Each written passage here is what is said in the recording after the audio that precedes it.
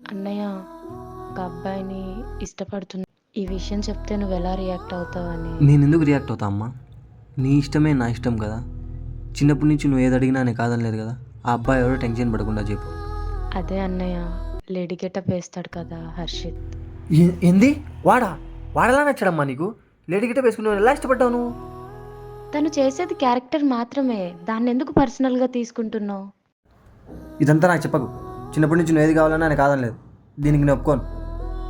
ఎందుకు ఒప్పుకోవు అన్నయ్య? నీ ఆలోచన విధానమే మార్చాలి. నీలానే అందరు ఆలోచిస్తే ఎలా చెప్పు? తను చేసేది క్యారెక్టర్ మాత్రమే అన్నయ్య, తప్పుడు పనేం చేయడం లేదు. ముందు నీ ఆలోచన విధానమే మార్చుకో. నేను చేసుకుంటే తన్నే చేసుకుంటా, ఇంకెవరిని చేసుకోను. మా అన్నయ్య కాదు అనడన్న నమ్మకంతో చెప్పాను అన్నయ్య. తర్వాత నీ ఇష్టం. నీ ఇష్టం కాదు, నా ఇష్టం కాదు, వెళ్ళే ముందు.